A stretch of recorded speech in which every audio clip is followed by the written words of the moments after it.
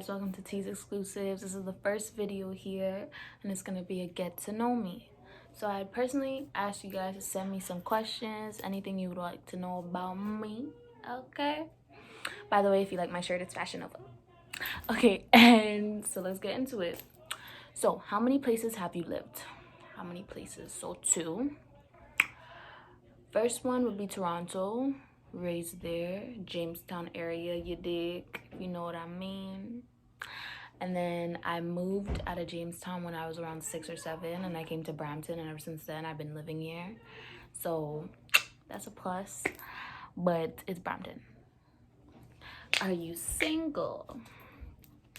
Y'all don't need to know the information. It's just the first video. Later on, you know, I'll tell ya. What year are you graduating college? I'm graduating Sheridan, the Brampton location, in the year 2021 of April. And I'm gonna be graduating from the Community and Justice Services program. Very amazing program. I love that program. It's like everything under law enforcement you can like get into with that one diploma that you have from that program, so you don't have to like go back to school and go take other courses. Like, it's nothing like that, which is really interesting. First kiss, really, I don't remember it. Maybe because he was so wordless that I just don't know, and I don't remember what happened, and it probably wasn't even that good, and he wasn't even good, so it's whatever. First crush, it was in grade 7 of middle school. I went to Earnscliffe, and he was in my class. And whoever watches this video and you're in my class in grade 7 in Earnscliffe, you're gonna know who this guy was. Code name I'm gonna use for now is B Barn. He was, I think the only thing nice about him that I liked was his eyes, so that was a plus. But everything else about him was kind of just like, damn, looking back at him like, Tina, why would you do that? Like, and then on my way to co-op one day when I was doing co-op back in high school, I remember seeing him on my walk to my co-op, and I was just like, please don't remember me, please don't remember me. X, like, beep, beep, beep, beep, beep, beep, pull the vehicle over. Pulled, like, it was just a no. Just a no. Who's your biggest inspiration? My biggest inspiration, to be honest, it's a lot of people and it varies for different things. Like my sisters, like my siblings, I have 2 older sisters and an older brother. I'm the youngest out of 4. I really, really, really like appreciate and respect everything that they do and how they carry themselves, and a lot of things that I've been able to see when I've been raised and I grew up around them. And it's, even till this day, being around them, like, I get to learn so many different things: how to kind of carry myself, street smarts, how to handle my money, how to talk to people, how to like not be around certain things, not to entertain dumb things. Like, I've learned, like, literally the reason why I am the way I am is because of my siblings, and they're my biggest inspiration so far. And my parents, of course, especially my mom, biggest inspiration too, and my dad. Who's your favorite cousin? Well, I have a lot. Like, I remember, fun story. This is a fun story. I had started Sheridan last year, September, and I got a job working at the SSU, which is like, we host events and everything that goes on campus. And I remember I met this girl, this black girl. Yeah, mind you, I would have never guessed anything of it, and her name is Denise. So if you're watching this, I love you. But yeah, I remember we were just talking, and then the week later, or 2 weeks later, it was my grandma's 75th birthday bash, and my aunt had posted a photo of everyone there. And then she was just like, she sent a screenshot to my phone, and she was like, how do you know her? And I was just like, that's my aunt. She goes, that's my aunt too. I was just like, wait, what? And she's like, so do you know Kim? Kim is my cousin, our cousin. So it turns out that our family and me and her have been cousins. So this whole time I've been working with this girl at school and seeing her at school, and I didn't know she was my cousin. And actually, she's the one that inspired me to do YouTube. I mean, there's a lot of people in my life that have told me like do YouTube, but her as a person, her seeing her like conquer all her fears that she had even doing YouTube, and her nervousness about it, I was just like, okay, I was in that same position, and now like seeing her put out videos and do collabs and everything, like I would really like love to do it too. So that's why I'm doing YouTube. And yeah, and then my other two favorite cousins, I would have to say, yeah, I'm not gonna say it because then they're gonna watch this and they're gonna beat me up. So love you guys. But where do you see yourself in the next 5 years?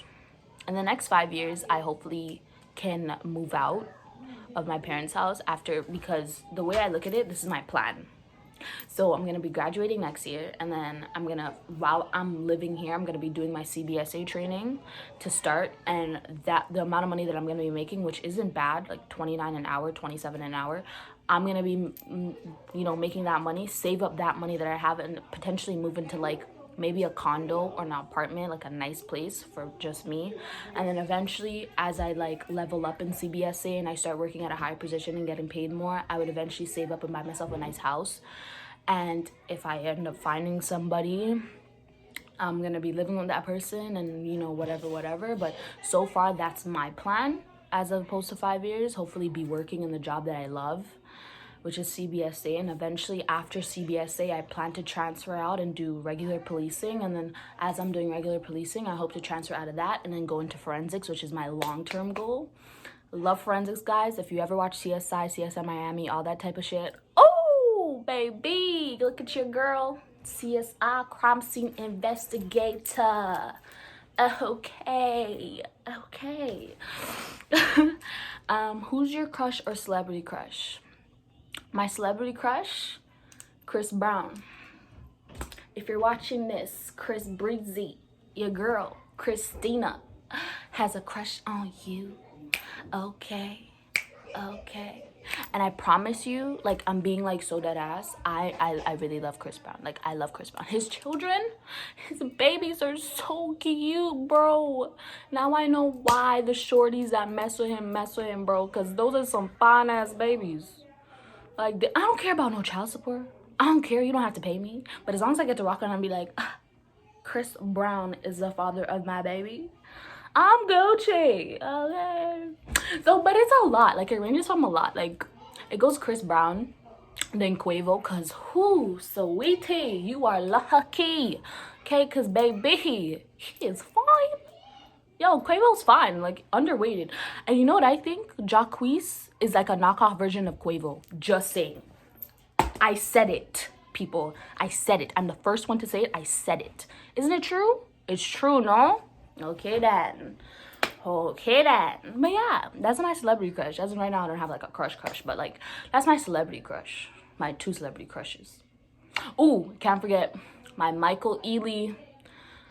Light skin, blue green eyes, yes sir, give it to me. He cute. You guys need to watch them Tyler Perry movies and Think Like a Man. Yes, he's fine. Taraji P. Henson and Think Like a Man with him. Whoo, baby, she's lucky. What do you aspire to do in the future? I aspire to be making bank, because right now I'm living off of Serb. Yes, I said it. Serb is my money maker.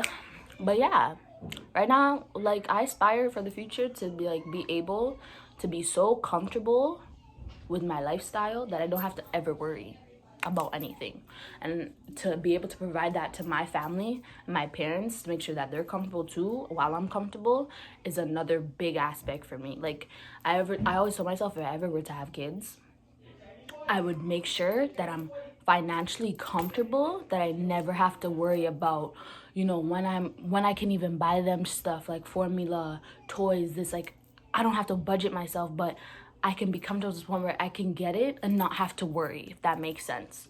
But I aspire to be very financially comfortable and stable with the lifestyle that I want to live and the dreams that I want to have, and especially hope to do. Like, I really want to travel the world. So hopefully I can do that, but not travel the world essentially, but travel to a good chunk of places that I really love, such as Greece, Florence, Bora Bora is on my list. I want to go to a lot of nice places like that. But yeah, that's what I aspire to do in the future. But yeah, Jess, you may now enter in the room. Next questions are relationships with God. I don't go to church. I haven't been to church since I was like, what, 12, 8? I don't go to church. So, yeah, it's been like, I believe in him, of course. And I believe that he puts you in certain situations because he knows the type of person you are. He knows you can get over it. Like when I'm going through tough situations with people, or like personally, I don't like rip myself to shreds like how I used to, because I believe, like, you know what? He wouldn't be putting me in this situation if he didn't know the type of person I was and he knew that I can overcome it. And I do overcome it. So I feel like that's where some people, like when, like I've had certain situations with people where I've told them, like, you know, God, da da da da da, and they're like, oh wow, God hasn't done anything for me. I don't da da da da. I'm just like, God hasn't done anything for you. Like, what? But you know, everyone's different. Everyone believes in their certain type of belief, and that is fine.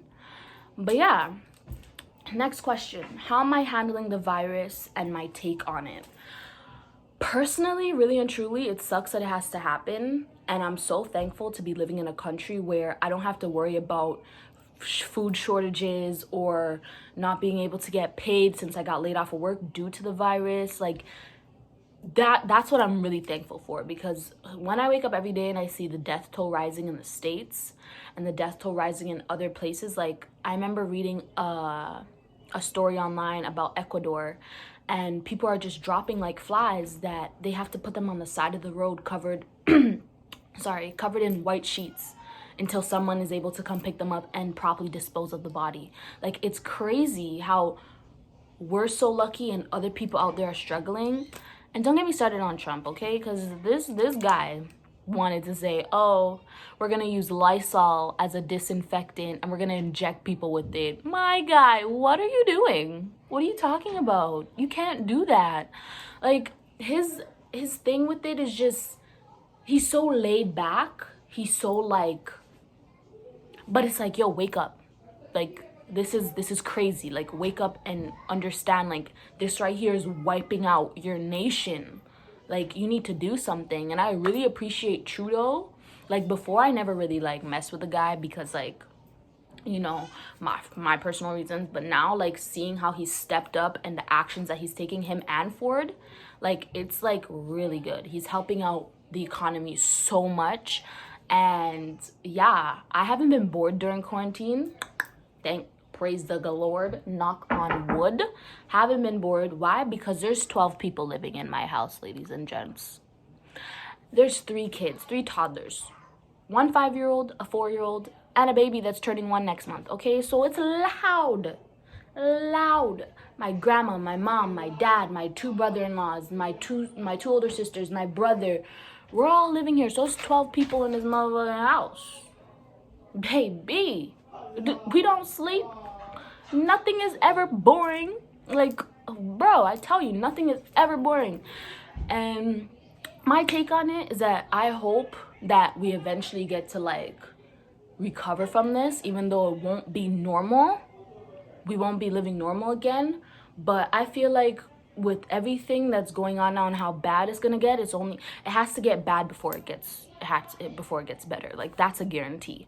So if that means, like, this lasts throughout the whole year, sucks to say, but it's like something good I think is gonna really come out of it and really benefit from us. Like, it sucks, but people have to learn. Like, it takes a virus to kill people for people to learn not to be dirty.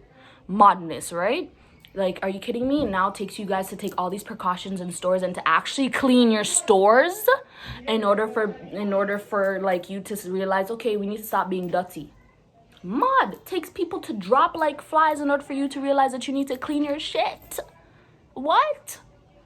Like, come on, it's crazy to think like this is what the circumstances that we have to reach in order for people to realize certain things. But if that's the way it is, then that's the way it is. So have to take it with a grain of salt. But you know, those are the questions that you guys asked me. And yeah, get ready for the next video that's about to drop. I promise you, you'll love it.